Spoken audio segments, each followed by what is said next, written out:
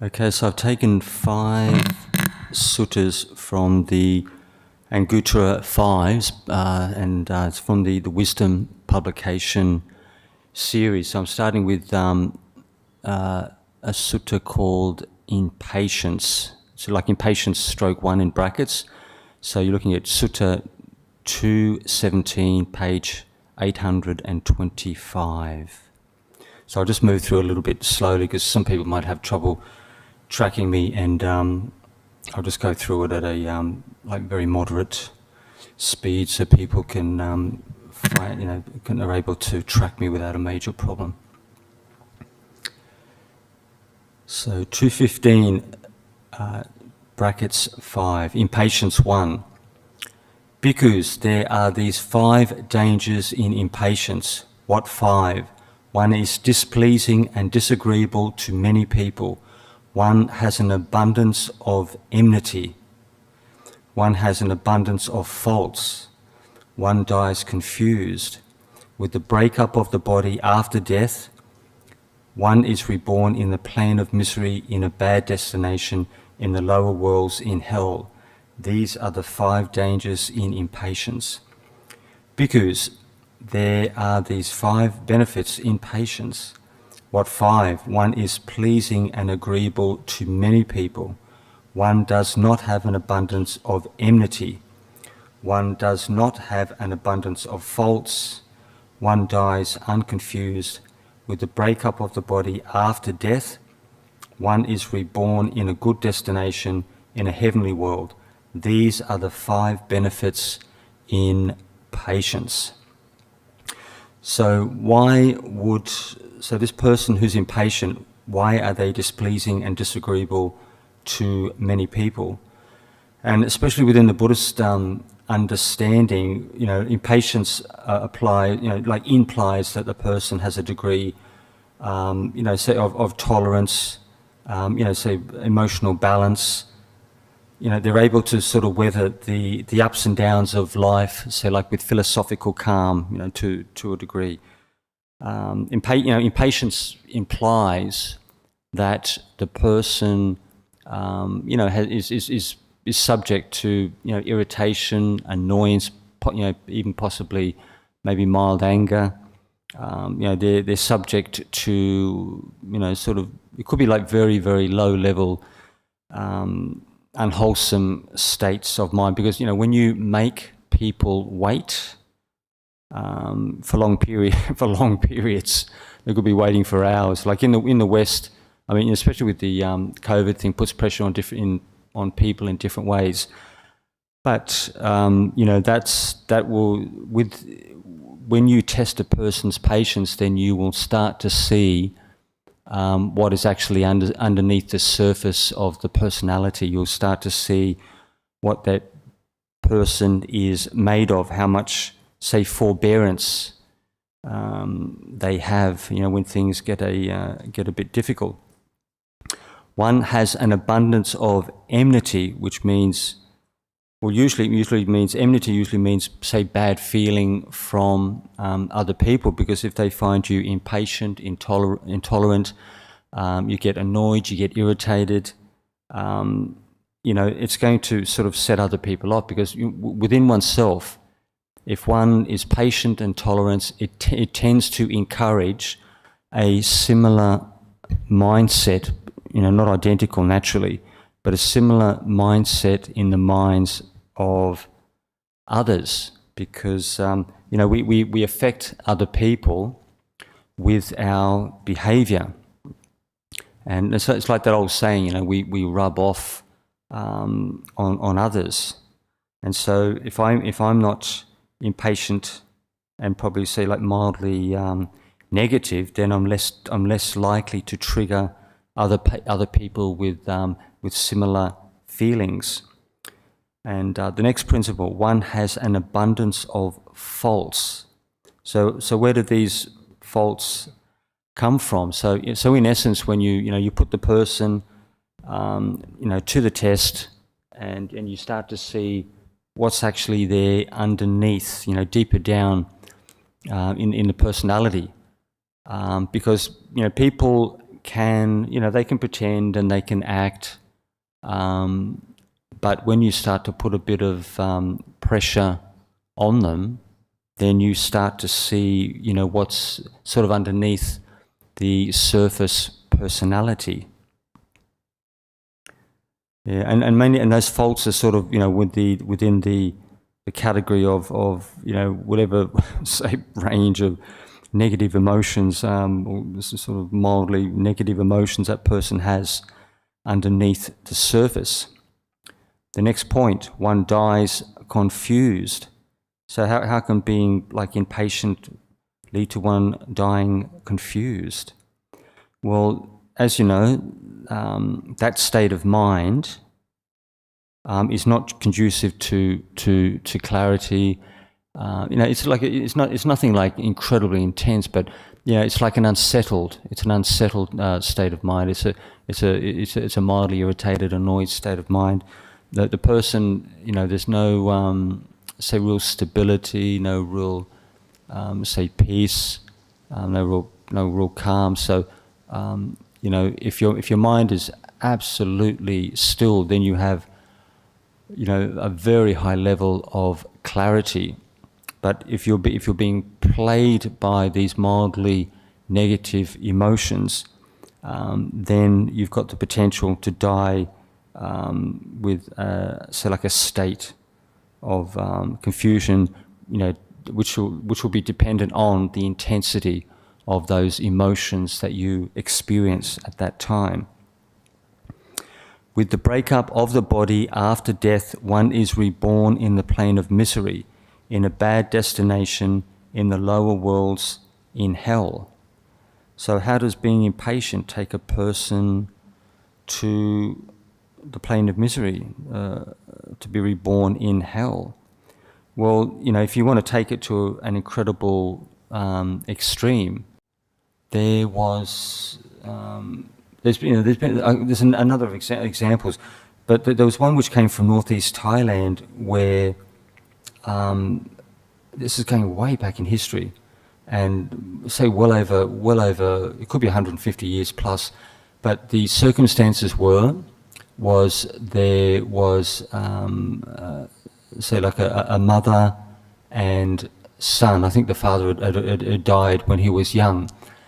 And he was working, he's a big, strong lad. He was working the fields, and his mother would look after all the duties around the home and look after the animals, and do the other bits and pieces around the residence and whatnot.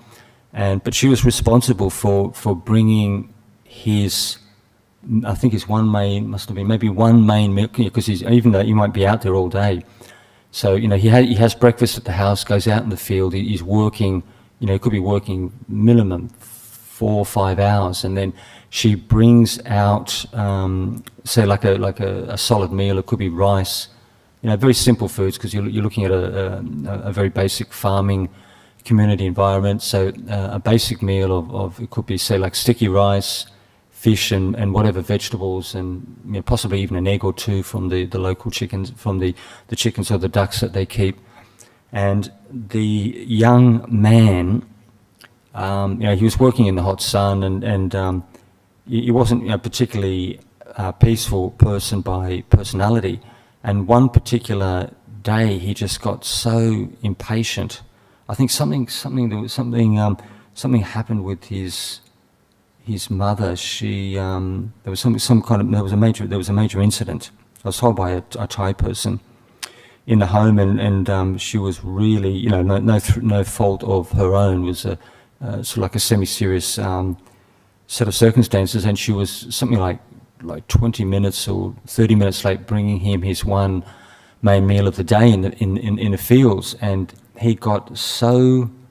It originally started with impatience, so you had impatience building, annoyance, and resentment possibly, like building and building and building, and then he become, these more mild emotions just turned into full-blown anger, and instead of, sort of checking with his mother to find out exactly what happened, he got so angry he struck her with one of the farming tools. And his mother wasn't a spring chicken, like a young person who can sort of take a knock to the head and possibly recover eventually. But he struck his mother like in the temple, and she went unconscious, went into a coma and died. And this is supposedly a true story. And so you see how these very mild emotions, if they build and build and build and build, there's a potential for a person just to completely explode and kill someone. I mean, you got situations even with sometimes couples where people have a little spat, and things get out of control, and then someone either ends up in hospital or ends up sort of like seriously injured. So these are the 5 dangers in impatience. Bhikkhus, there are these 5 benefits in patience. What 5? 1 is pleasing and agreeable to many people. One is pleasing and agreeable to many people. Why is that so? So if any, say, community member is patient, tolerance as a degree of forbearance, it's actually a reflection on the development of your character. So so when things get a little bit iffy, or there's some kind of delay, or this or that, that the person can sort of deal with this with a mature mindset, and they have, say, like an awareness of a nature that this particular experience is not going to last forever. If it in a worst case scenario possibly might go on all day, but the conditions are going to have to change, and it's not the type of thing which is going to essentially sort of kill you or end your life. There's it's a very very interesting line from one of the old forest masters, which the wording was, like in Thai, that if a particular unpleasant experience doesn't kill you, it just makes you stronger. I thought, that's a fantastic way of looking at things, because when you're dying, that's when it's really, really time to worry. But most people can sort of deal with almost anything before that point. And the thing is as well that people, pleasing and agreeable to many people, that people do see the value in that it's the sign of a reasonably mature person with developed faculties, and that they're actually demonstrating a degree of personal development and understanding of the teaching. Because if you want to get people who, under the slightest test, get really like annoyed and really display that, well, they'll probably think something like, well, your meditation is not very good, or your understanding of Dhamma is not particularly comprehensive. One does not have an abundance of enmity, which usually means, like, say, bad feeling, unpleasant feeling from others, because that's that same principle again, that if you go projecting, say, like negative energy, say, like projecting unwholesome states towards other people, then you are going to basically trigger and bring that up in other individuals as well. And everyone sees this.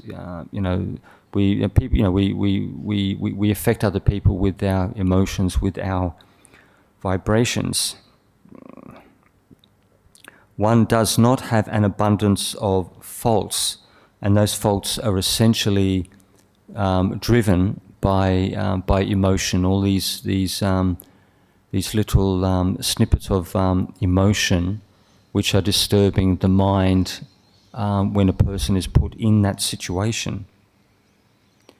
Let's have a look here. Let me get here.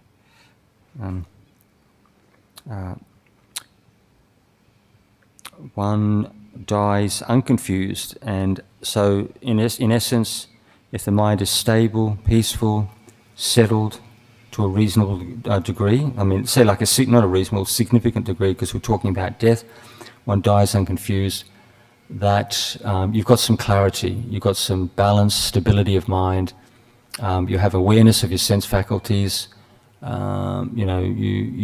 understand what's going on around you, what's going on inside you on, say, like a mental, emotional level. And with the breakup of the body after death, one is reborn in a good destination in a heavenly world. These are the 5 benefits in patience. So one is reborn in a good destination because, especially like usually the Dhammaloka worlds, because your mind is essentially wholesome to a degree, depending on the personality, the makeup, the karma of the person who they're associating with. Naturally will and that will determine the quality of the rebirth. So I move on to it's page 826. Sorry? Sorry, at the back there. Yep. So when the Buddha said that with that one is likely to be reborn in a good destination, right? The good here, does that connote that there is I would say a strong likelihood that one can listen to the real Dhamma? Very, very possible, because within, say, the Dhammaloka realms, the 6 Dhammaloka realms above the human world, that you will have beings who are at the Sotapanna, the Sakadagami level. Just those 2 categories, the first and second enlightenment stages, and because the Anagami, as you guys would know, they're reborn. The 3rd level is reborn in the pure abodes, the 5 worlds for the Anagami attainer, and then those beings, because essentially their mind, what would you call it? There's states of refined perception. So the Dhammaloka, the next stage, the next worlds down, the Dhammaloka are mind-made worlds, but the Anagami, they're what would you call it? So like worlds of perception. It's a much more a much more refined state of being. I mean, when any of the reading I've done previously, any of the conversation, I've never heard, I've never actually looked into it, but I've never heard of anagamis actually being able to communicate on a mental level with other beings in that world. I might ask Ajahn Brahmali, because... I thought there was a recorded incident in that when he came down and conversed with the Buddha, Then a good man, congratulations. From are you sure it's not Dhammaloka, the Anagami worlds? Suttas. I'll check it out. I'll check it out.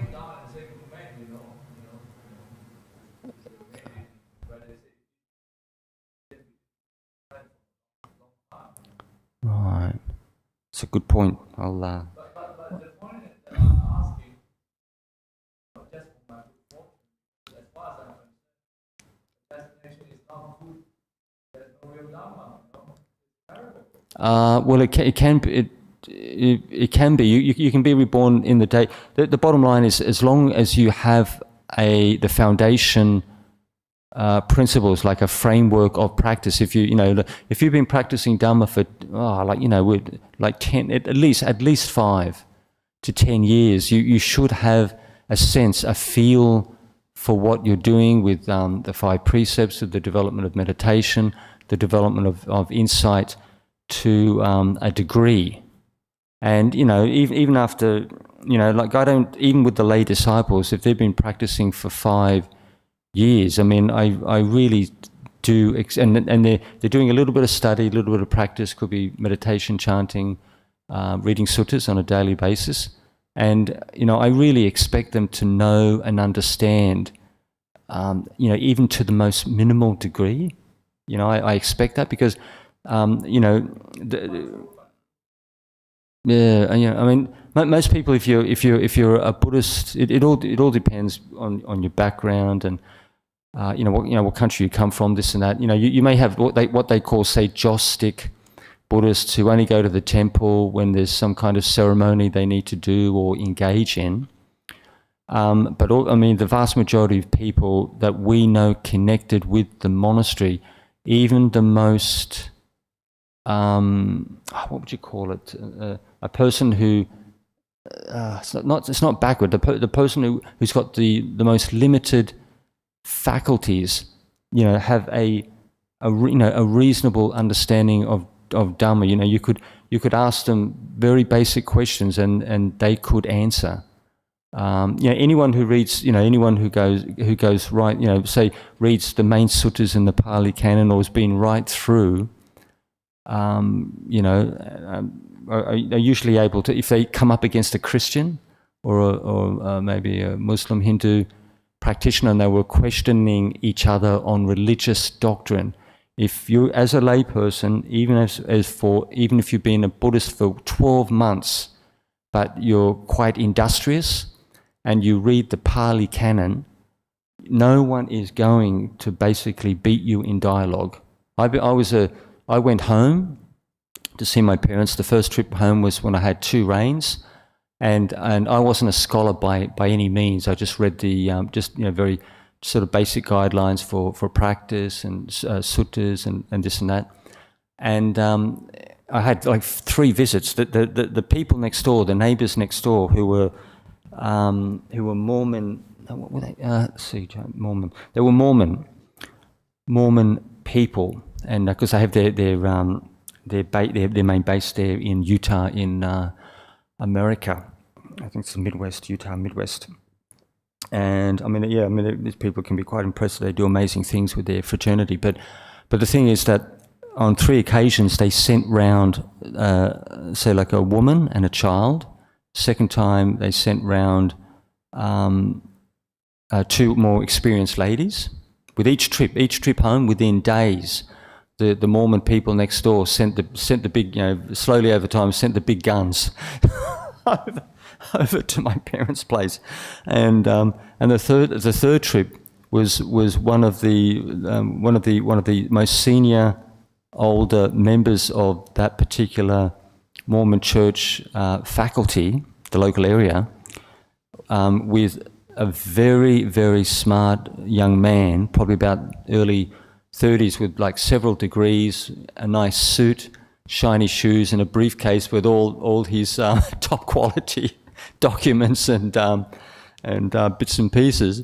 And even though I considered my knowledge base to be you know, like sort of satisfactory but not overwhelming, I just crushed these people without even, you know, not that I needed to. They're decent people. They're good quality people, leading good lives, the vast majority of them, because I mean they have a fairly solid social code. You know, the belief system, the practices. I mean, some people won't necessarily you know, say agree with the history of Mormonism, this and that.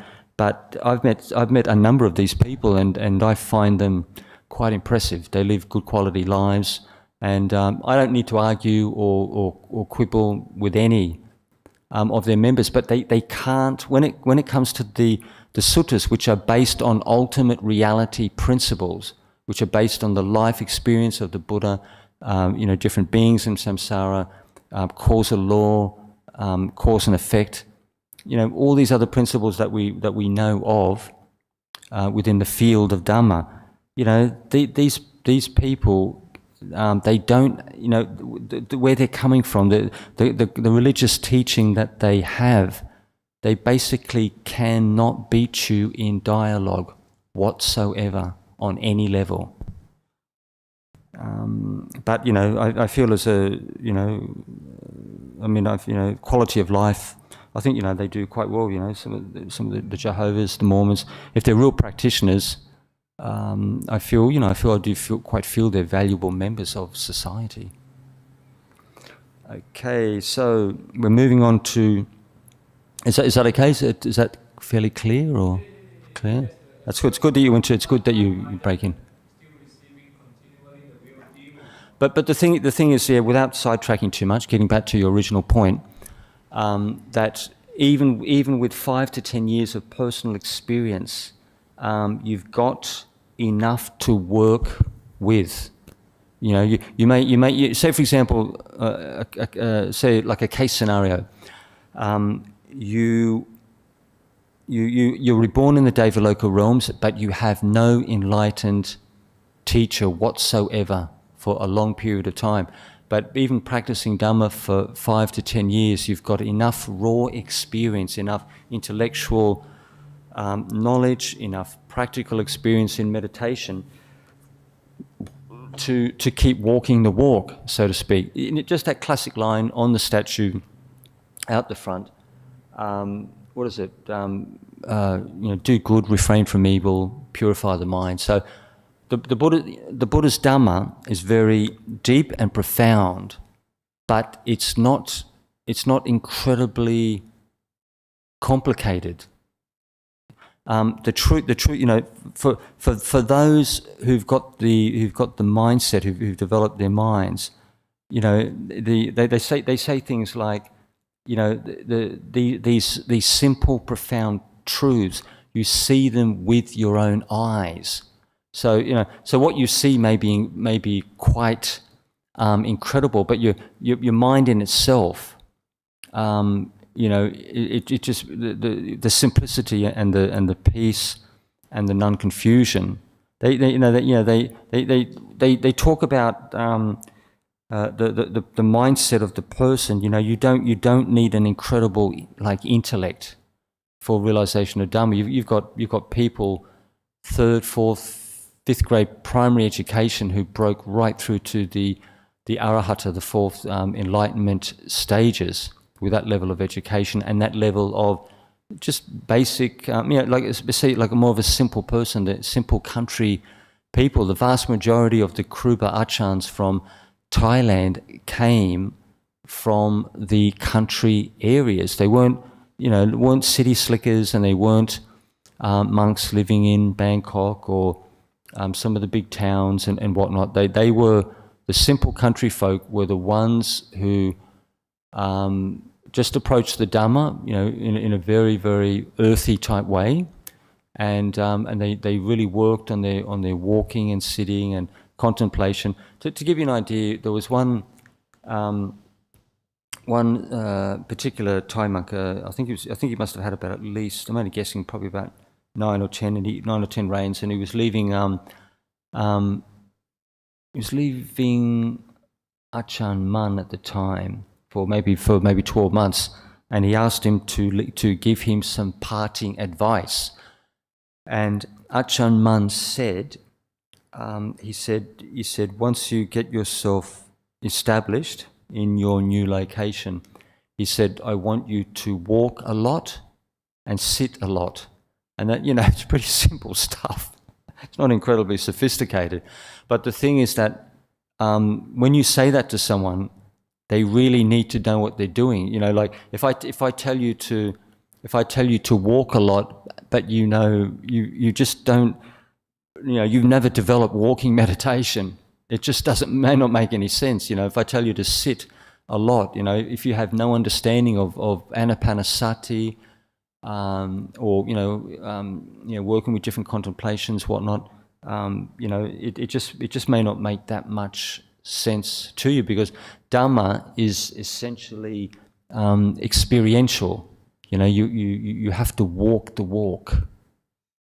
All right, so the next one, lengthy wanderings, on page 8 to 6. And the beginning stanza, it's that verse 221, number 1 in brackets, lengthy wandering, which I shall dial up.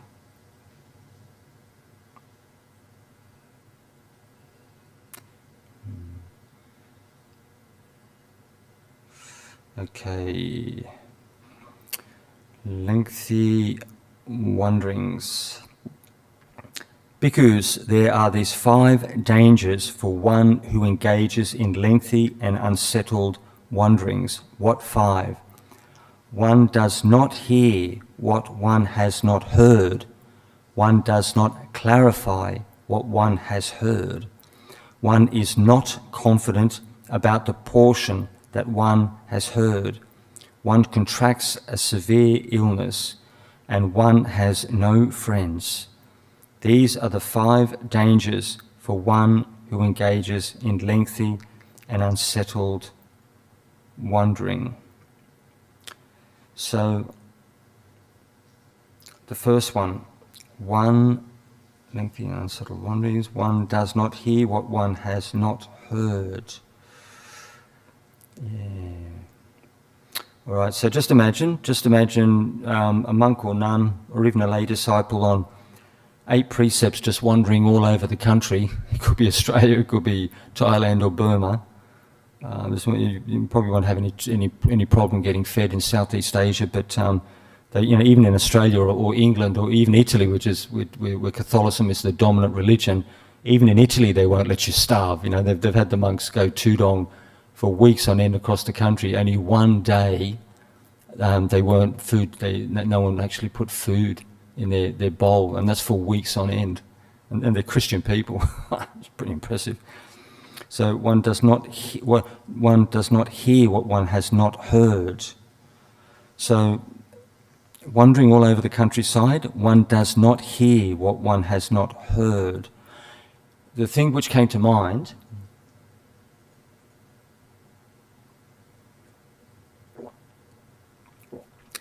wandering, by engaging in wandering all over the countryside, is that one is not based with a good Dhamma teacher.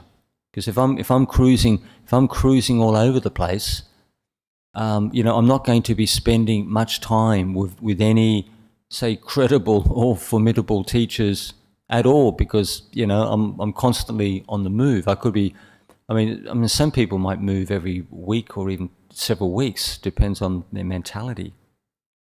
So I may not have the opportunity to have contact with a certain teacher, or to spend time with certain teachers. In order to really absorb Dhamma and to pick up on useful, valuable teachings and instructions, you really need to be in one place. And you had somebody like Longpo Panyawada from Wat Pa Bantad in Nong Khai, Thailand, who lived at Wat Pa Bantad all his life, largely, very, very largely, like 98, I'm only guessing 98, 99% of the time. Yeah, it would be that, 98, 99% of the time. He was an electrical engineer by trade, and many of the Thai monks thought that he died just with his deportment and the quality of his practice, the quality of his teaching. They believed that he died as a non-returner, as an anagami. And because with the Thai monks, when they speak their native language.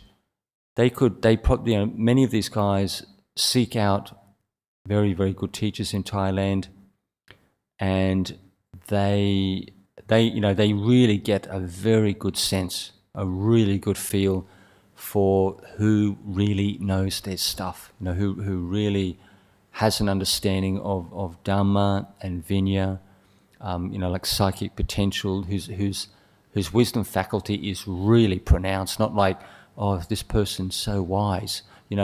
It's wisdom in action, and everything they say and do is an expression of the wisdom faculty. So cruising all over the countryside, you're going to limit the amount of time you'll spend with people like that. One does not clarify what one has heard. So wandering around. I don't clarify what I have heard. So whatever I know is not clarified because I'm not settled and I'm on the move, and you know, so I'm not getting the input.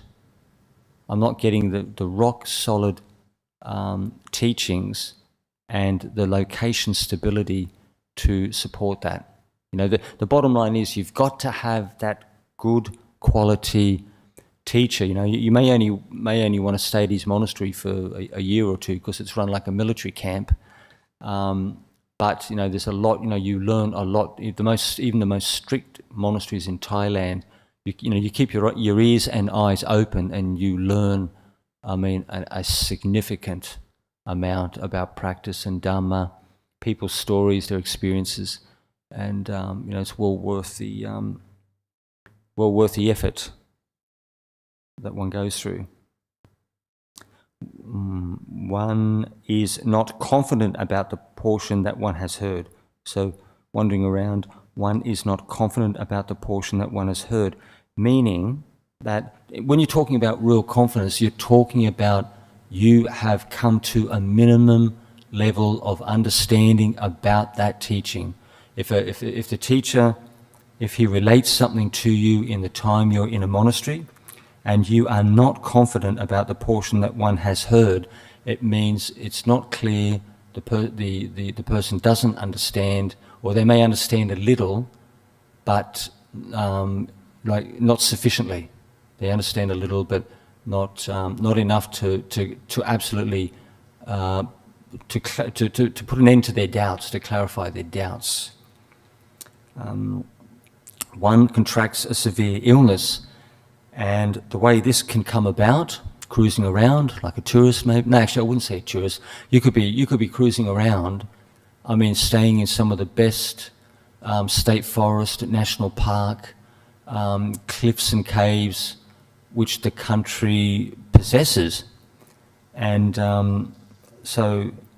but the point is that you're being exposed to very when you've got that kind of lifestyle, that you're moving through very, very, very simple, you know, potentially like I wouldn't say poverty stricken, but you know, very, very, you know, like poor areas. They're poor farmers, agricultural workers, you know, very small villages, maybe even with 5, 6, 7 houses, and the people themselves, they just, their life, they don't, you know, they've hardly got any money to rub together at all. They do things. They live on barter. They barter rice and eggs and, you know, and foodstuffs and flour and this and that. You know, whatever they can grow, raise on their property, possibly even things like yogurt, cheese. They barter with the other members in their small community to get the things that they need, because they really don't have any money at all. And some of these people don't. Like, if you say, for example, you've got the equivalent, say Thailand, you're roughly running about maybe 20 to 30 cents. No, what am I saying? 20 to 30 baht per Australian dollar. And these people, you know, and I've heard of this previously in conversation. Some of these people, they wouldn't even have the equivalent. They wouldn't even have 10. They wouldn't even have. Some of these people wouldn't even have 10 baht. They might have maybe a handful of coins, and that's as much currency as they might have at almost. I mean, most of the time. Possibly they might have the equivalent of, say, 20, 30 baht, the equivalent of $1 Australian dollar, because these are incredibly poor people.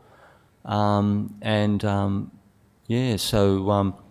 the food is going to be very simple, and it's going to be very basic: rice, vegetables, maybe could be things like cockroaches and grasshoppers and nice, you know, like nice crunchy things, which are fried, you know, fried in a pan with vegetable oil. And one of our monks was up in the hills there above Chiang Mai, and it wasn't unusual for him to get fried grasshoppers and fried insects.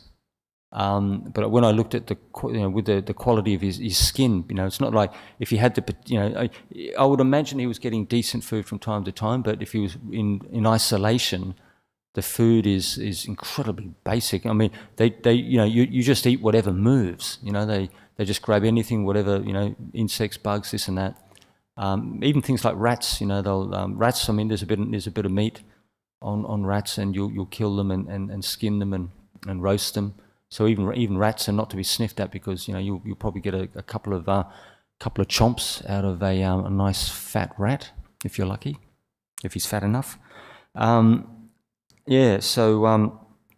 But the people, very, very simple people, they may not have full knowledge of, say, of hygiene, cleanliness. In Asia, you wash, and when you go to the toilet, you move your bowels, you wash your bottom with your right hand, and you use your left hand for, actually no, we'll change the word. No, just so I don't make mistakes. It all depends if you're left or right-handed. If you're right-handed by nature, you write with the right hand, you use your left hand to clean your bottom when you go to the toilet. But the thing is, people put their hands together, they pick things up, this and that, and it's not possible for your clean hand to be completely free of, of bugs and germs. So the potential of somebody passing some nasty little amiibo to you is quite possible. All it would take is just, I'm not being rude, but it would only just take a speck of human waste to make you sick. And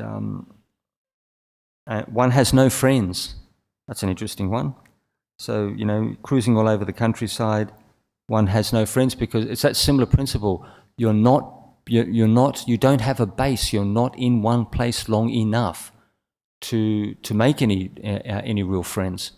I mean, sometimes, when we go international, we might be flying or this or that. Within the Buddhist fraternity, we may be able to strike up friendships within a very short space of time. But say, like in the early days of the Buddha and the early days of Thailand and even Burma, you don't know anyone outside of maybe a 50 to 100 kilometre radius from your home. Possibly you might have relatives somewhere, but the thing is, you're mainly on foot, or maybe a horse-drawn cart, and so that the potential for you to actually meet and converse with others is very, very, very limited. Even as you're cruising around, your contact with other people will be minimal. You'll know the people in the village, your local village, because without them you're going to starve. So but anyone else, say for example, a person who was 50 kilometres away, you'd have to walk for days to reach that individual. Longpo Liam, when he went home to visit his family, he was on foot. He was on foot for several weeks, walking every day with his umbrella tent and his glot and his bag and bowl for several, I think it might have been up to about 3 weeks, it's been a long time since I read the story, to reach his family home where his mother and sisters were. So, so you're not going to come, even as you're cruising around, you're not going to come into contact with many people at all. So these are the 5 dangers for one who engages in lengthy and unsettled wandering. Bhikkhus, there are these 5 benefits in periodic wandering. What 5? One gets to hear what one has not heard, because of, essentially because of, because you're based, you're largely in one place. You're able to stabilize yourself with a good teacher. One clarifies what one has heard through very, very clear tuition over time. One is confident about some things one has heard. So it's crystal clear, whatever, say, the Kruba Ajahn or enlightened teacher teaches you, it's crystal clear with no confusion. One does not contract a severe illness because you're less subject to bugs and germs and poor, say, sanitation, poor, say, hygiene, and so like dietary, sort of dietary observances when people are cooking and preparing food. And one has friends because you actually have time on your hands for, the bottom line is people can get to know you. If you're in one place, you're not moving, you're in one place, and people can get to know you, and then you get to know who your friends are. So the people you have maybe similar interests and whatnot, because the vast majority of us, it's very easy to strike up a friendship with someone who is similar to oneself, has similar characteristics. People who are very different in personality, very different, there is too much basis for friction. But it all depends, because that point I made still cuts the ice, but you can still, like for example, my mother's quite gregarious, she likes people, she's into charity work, she likes to talk a lot. But my father is not like that at all. He's not incredibly, my father's much quieter, he's nowhere near as sociable as my mother. He's a bit more reclusive, a little bit more, and he likes to read and study, while my mum likes to talk. She likes to get with her girlfriends and talk all day. But my dad, he can talk, but not at the same level, not for hours and hours on end.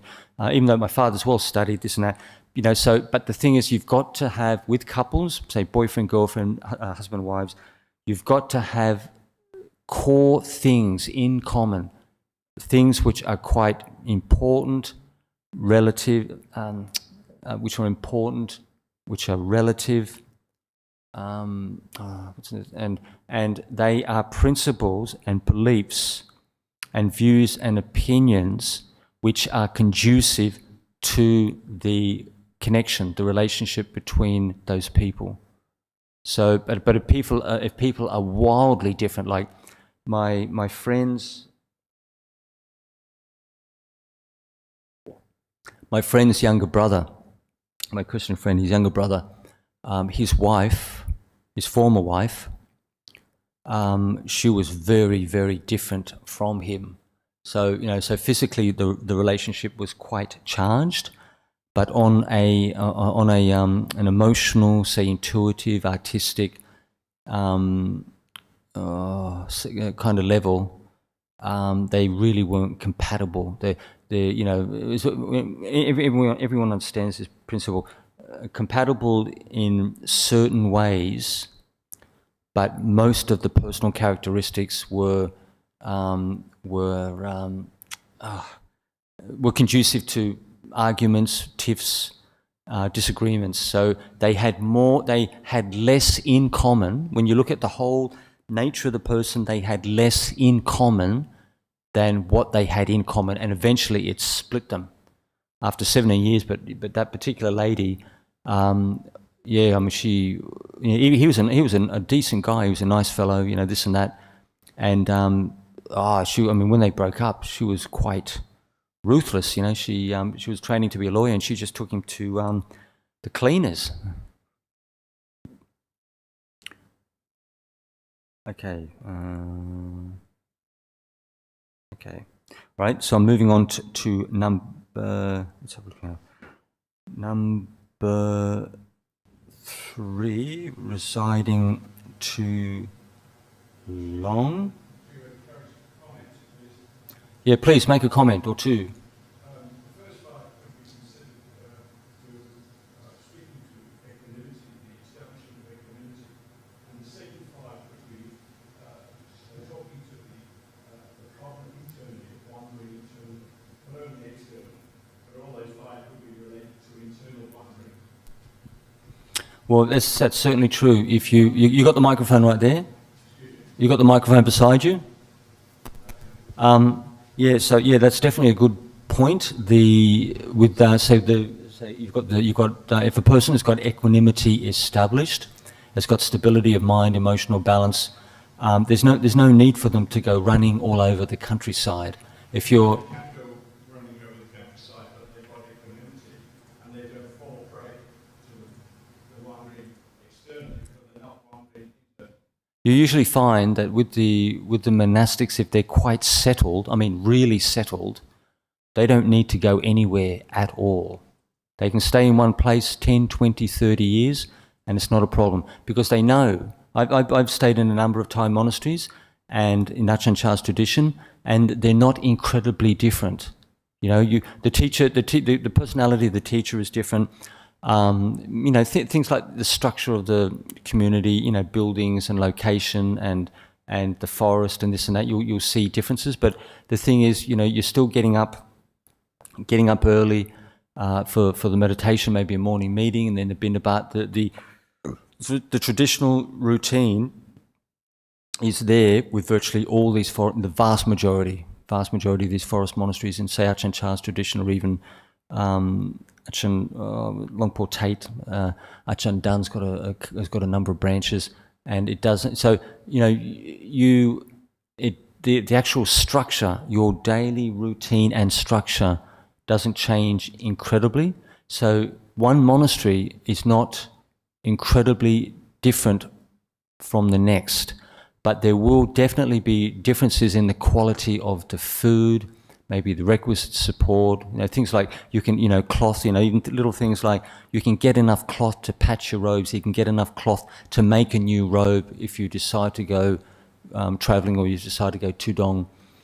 I appreciate that, and of course you're talking about the situation with monks, but most of us are not monks, and they're in different paths. You were talking about one particular path, and I appreciate what you're saying in terms of your experience of monks on that path. Yeah, I mean, with you'll find, you know, I mean, if we give an example, as say with lay disciples, where you can certainly get maybe a difference in community feel and dynamics. Say, for example, you're a person, like we have disciples within the Buddhist fraternity who have the financial means to travel all over the world and stay with some of the best lay teachers in, say, Australia, America, Europe, and they've done that for quite a number of years. They don't want to be monastics, but they still have a very strong interest in Dhamma. But the bottom line is, as long as you keep increasing in wholesome states, so whatever approach that you have, you're developing. You're not just like staying still as far as spiritual development. You're improving, developing, you're learning, and whatnot. But let's have a look. Thank you.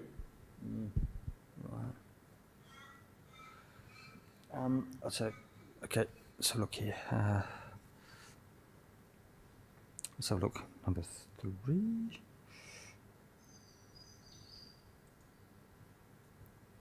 Okay,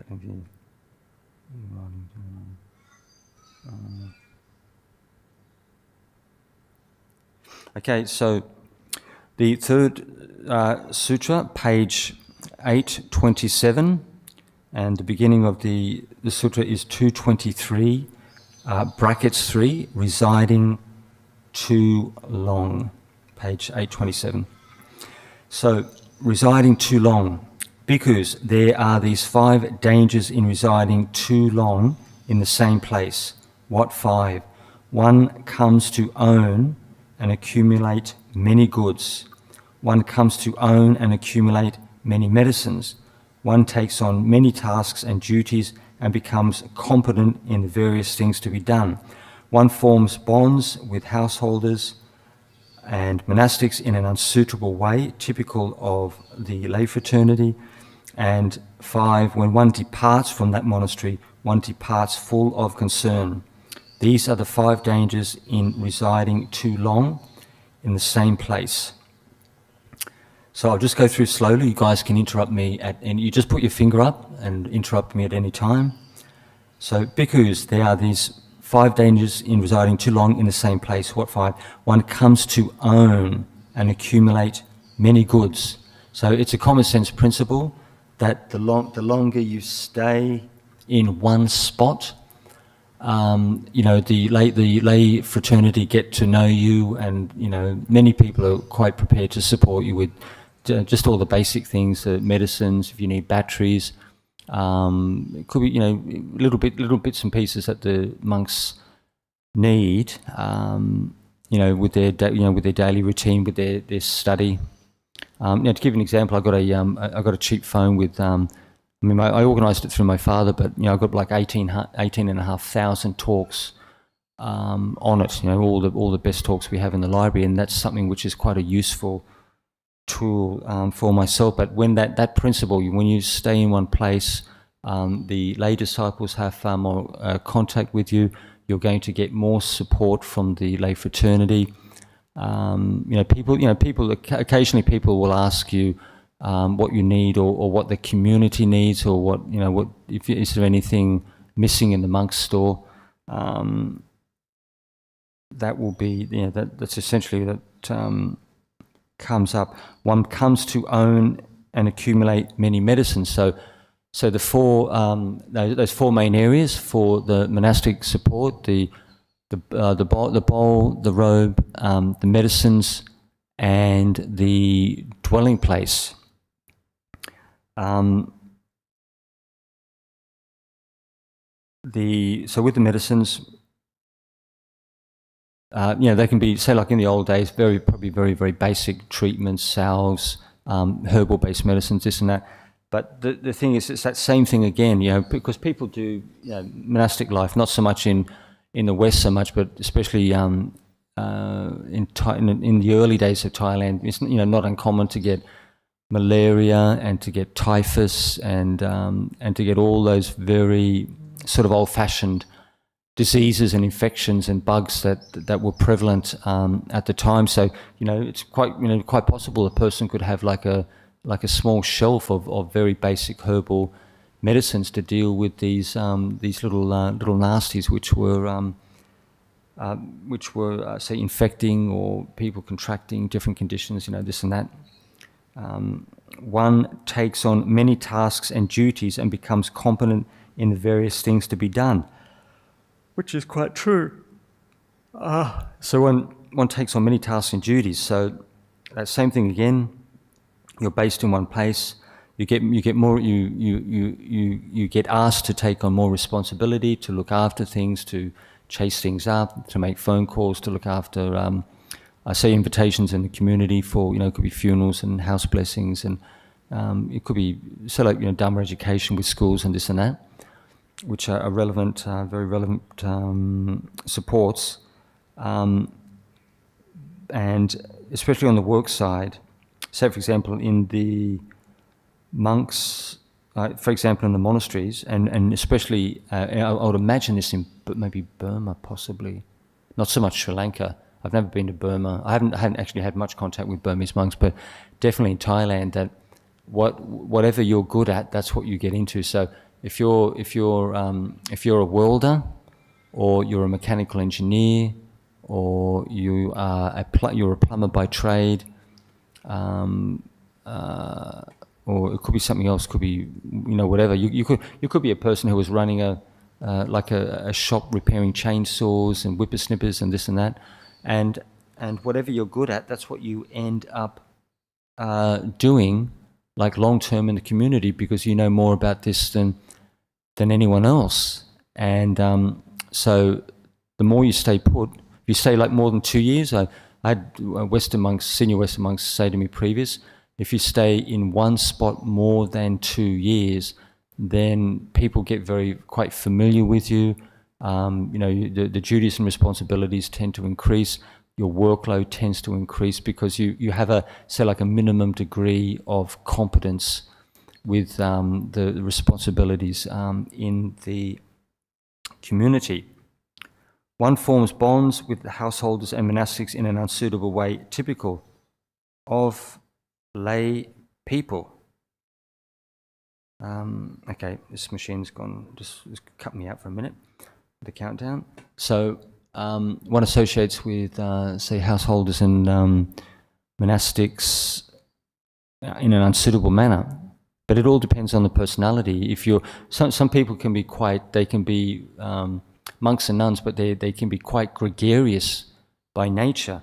They may like to chit chat with their friends and just keep an eye on people, make sure they're okay and their families, their kids are doing okay, and if they're financially they're not struggling, this and that.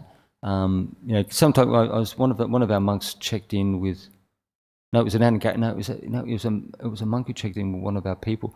They were coming up to the monastery, but because of the whole financial pressure with COVID, previously they used to bring several dishes, but they were only able to bring one, which is still, significant effort to prepare a large dish and then drive all that way, 2 hours return to the monastery, and that's not, it's not to be sniffed at. But the person financially were tight, and sometimes people can't come up because they're financially stricken at that point in time. And the monks will also agree with this as well. If it comes to you protecting your family, either looking after your family first or looking after the monks, you always put your family first. You always put your wife, your children, brothers and sisters, family members, even your old auntie, or whatnot, family members, grandma. You always put the family circle first, because we in the monastery, we can't starve. We can live on rice and boiled vegetables for months on end without a major. I could live on rice and vegetables. It might be a bit boring after a couple of weeks, but it's not the type of thing which is going to kill you.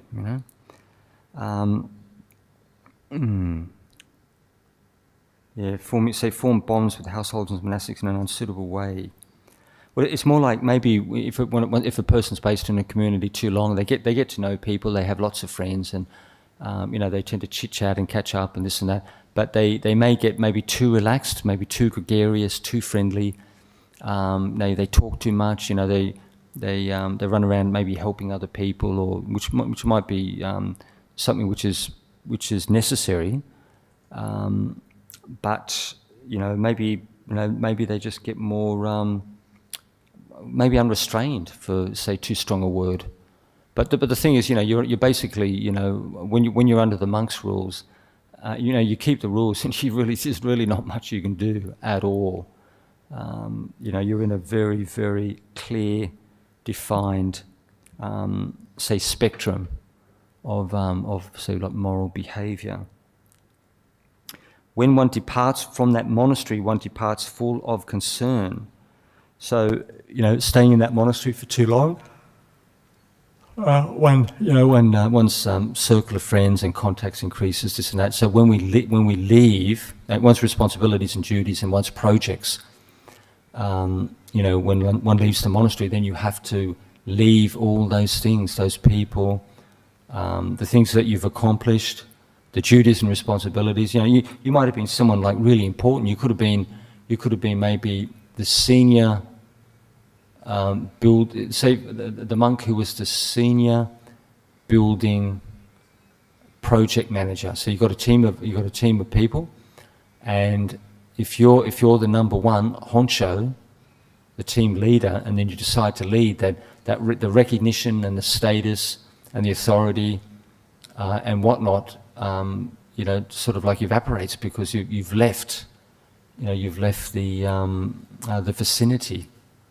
The community, and the people down the road, are not going to know that you're some amazing project manager unless you tell them. And even if you tell them, like, I was an amazing project manager in the monastery for 10 to 20 years, and possibly with the ties, they'll say, well, why don't you build me a house, or why don't we're building this massive sala in one of the temples in town. Why don't you stick around for the next 12 months and help us build it?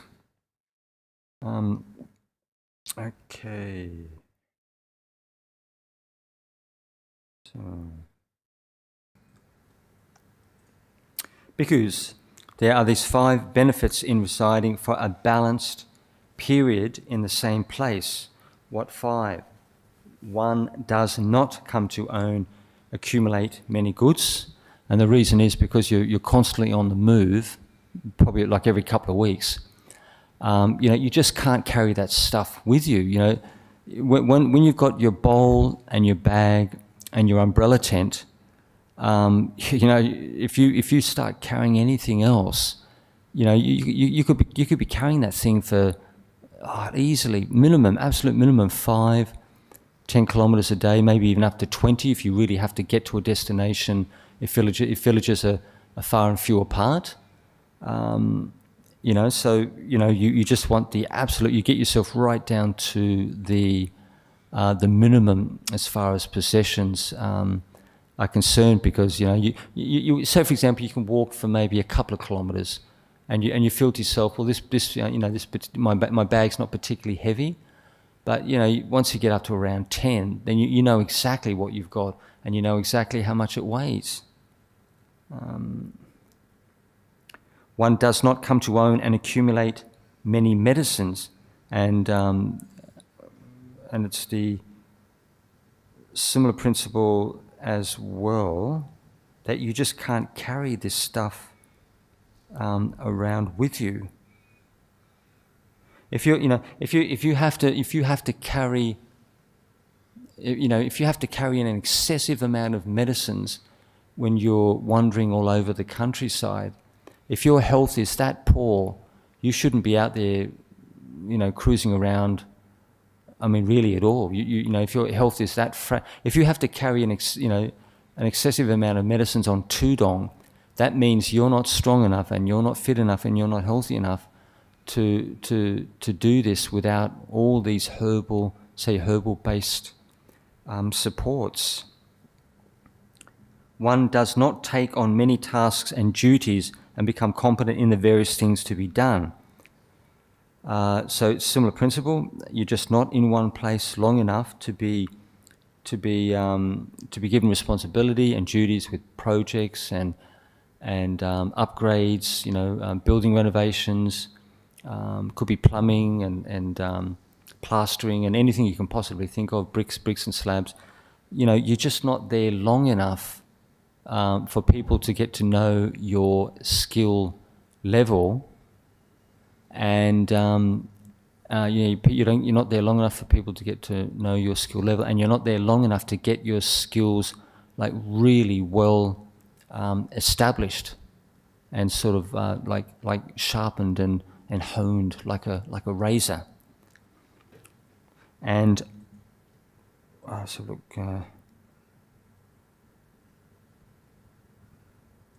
And these are the 5 benefits in residing for a balanced period in the same place.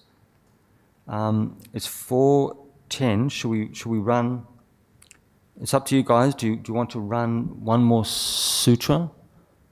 You're okay? You're okay with one more? You're not going to run for the door? Not just yet? Well, not one of you guys has moved, so that's a good sign. Okay, so page 8 to 9. And the beginning number is 227/7, the Wealth Sutta, which I shall dial up. Wealth 227/7. Bhikkhus, there are these 5 dangers in wealth.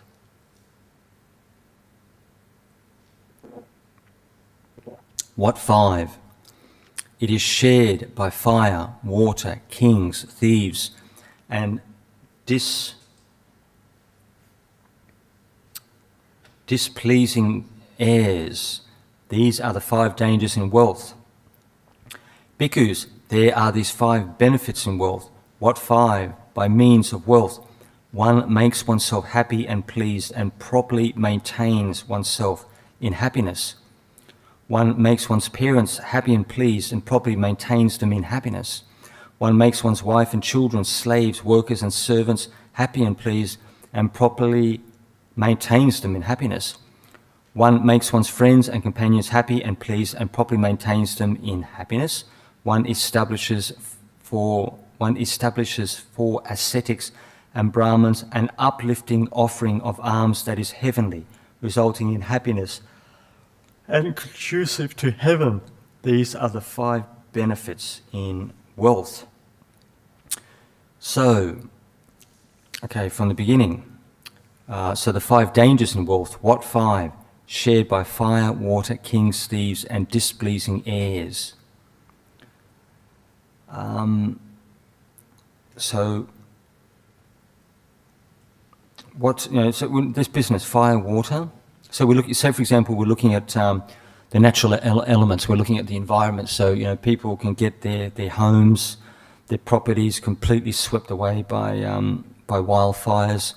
People can get their properties, but basically inundated and swept away by floods and torrents and cyclones and tornadoes and like even things like very, very high winds can damage buildings and affect livestock, affect people both in the city and the country areas. If you're looking at like these incredible winds, like up to whatever, maybe even 150, probably 200 kilometers an hour or something. It's strong enough to basically take a house or most of a house off its foundation and blow it away.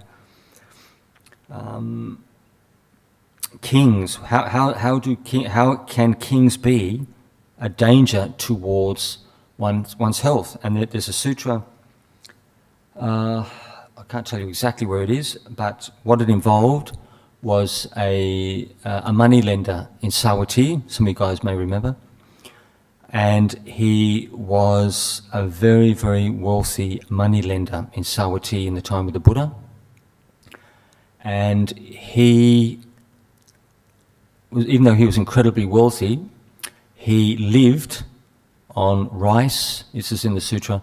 Rice and broken. Rice and broken. Say porridge and broken rice. Say what? Rice and pickled. Pickled. Huh? Say again. Gruel, but whatever it was pickled. It was pickled. It was, call it rice and rice and broken porridge with which is pickled. It's one of the two, and so that's what that guy was mainly living on, and he got about in a dipillated little cart with a so like a small pony. And an awning of leaves, not like a sort of like luxurious canopy, but so like an awning of say like palm leaves, which is very, very bare bones and very sort of economical. And that gentleman died, and then the king, who was in power at that time with the government regulations, took possession of that guy's wealth, which is an incredible fortune in gold, silver, and coins, and probably personal assets, other personal assets, running into thousands, thousands of gold coins, silver, bronze, plus other material possessions. And so that that's one potential. The government has full right, if you have no heirs, the government has full right to take full possession of your estate completely at that time, at the time of the Buddha. Everyone knows that when a person dies, their financial assets are subject to a death tax. I mean, you can understand why, but isn't it? It's really, really quite rude that the government would want to tax a person like after they die, their material assets. You've probably got to look into this kind of thing. But so I don't know with the say for example the children and the families, the close family. Somebody mentioned that the other day. I don't know exactly what the percentages are by law, but the government have full right to take a small part of your estate before it's handed over to one's family members. Thieves, dangers in wealth. The thieves, just a common sense principle. The more wealthy and affluent you are, the more potentially subject you will be to theft, robbery, maybe double dealing, someone trying to con you, this and that, because you've just got so much, make me say, personal wealth, personal assets, because you've got plenty of people out there who may not, even you've got very, very poor people in even in Perth, excuse me, who may only have a tenth of even say the wealthiest person connected with BSWA. And they can be jealous and resentment and this and that. And if you just happen to leave your phone on a park bench, or you leave your wallet behind in some location, they just might be quite inclined to take it and not give it back, or sort of like track you down. So thieves. It's a certain kind of mentality. Many of the thieves that are the people who get involved with financial misdealings, or robbing other people's properties, this and that. They come from families which are compromised. It's very, very rare to see children come from a good quality family who are naturally inclined to engage in robbery and theft and scams and this and that, and unless there's some kind of extreme situation where there's maybe a drug addiction, could be drug or alcohol. They could be incredible debt, so they start to steal from the parents, so they get the parents' credit card and clean it out. That's a potential when it comes to theft. Displeasing heirs. So you could have you're a wealthy person. You could have brothers and sisters. This is something we've seen quite a bit, and they may be quite sort of jealous or covetous. There could be a sense of covetousness with the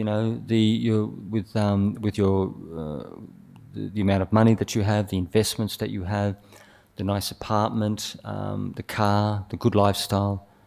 People are envious, jealous. You've got something they want.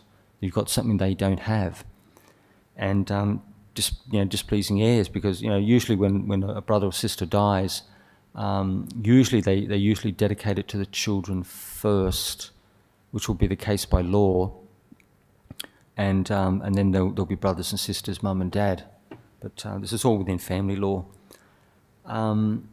But those people you can be compromised. My grandfather, he was doing fairly well. He was doing okay.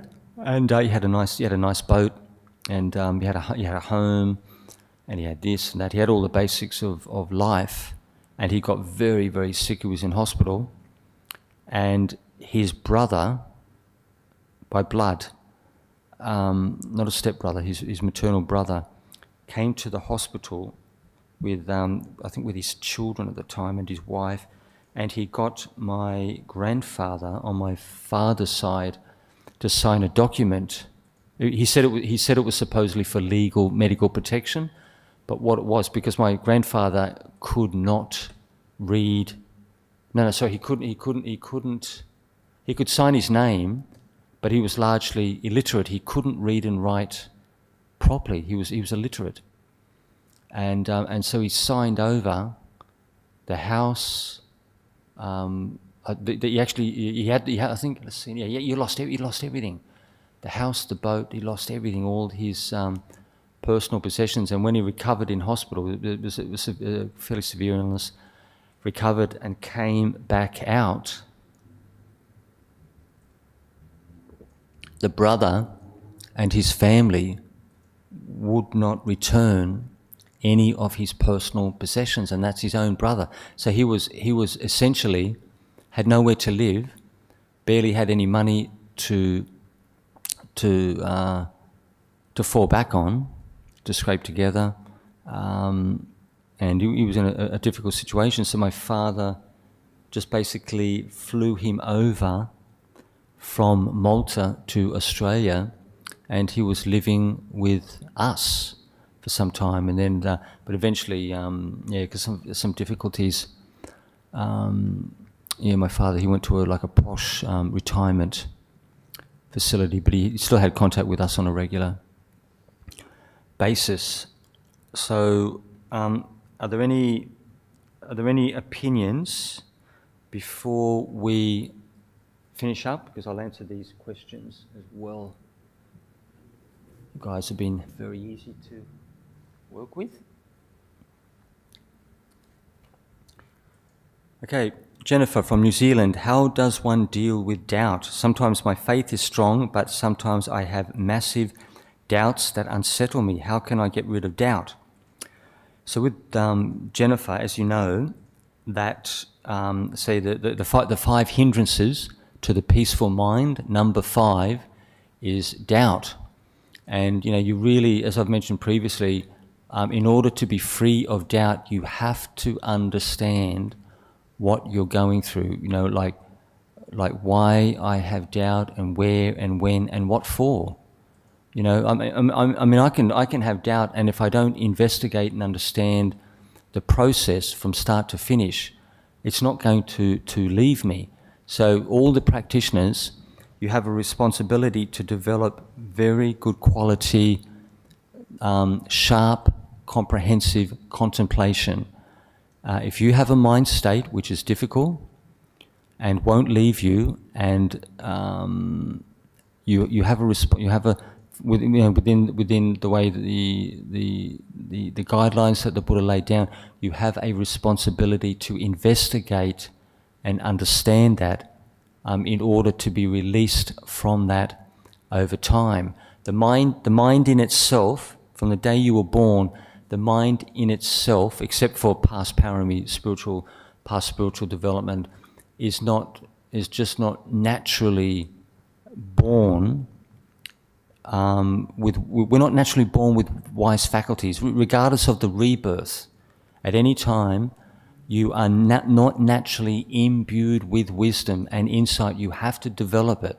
Your mind, you have to use your brain and your memory and other factors, mental factors with the mind, in order to teach oneself. The pure mind really doesn't know anything much at all. It's the basic function, the primary function of the pure mind, which is what we are trying to develop over several lifetimes, is awareness. It's aware of the 5 senses of thought and feeling and faculties and dhammas and the laws of nature. It's just aware. That's the basic premise and function of the pure mind of the Arahat. And so, if you want peaceful meditation, if you want to be reasonably settled and calm, you have to develop it as a skill. So right through the day, you make an effort to contemplate in your daily life, and a way of accelerating this process is, and I do this when things are very, very busy. If I have to work for days, if I can't walk and sit for whatever reason, which is uncommon, but you can do 1 mantra per minute. It can be any Pali, Sanskrit, Tibetan, even Christian mantra. You do it one time per minute, every 60 seconds. And in that space, in between one mantra and the next, so maybe you might start every couple of minutes, you might do every 2 or 3 minutes if you remember, and then get it down to once every minute, and then you'll start to develop some focus, some sharp mindfulness, and some background stillness, and then you use that mind to investigate your experience. Because the Buddha made it very, very clear that the pinnacle of this path is wisdom. That's what frees you as far as karma and rebirth, and helps to resolve problems and difficulties, and bring about, say, like a good quality direction in one's life. You have a responsibility to develop insight and wisdom. So you can examine. Whenever the feeling comes up, you can examine it.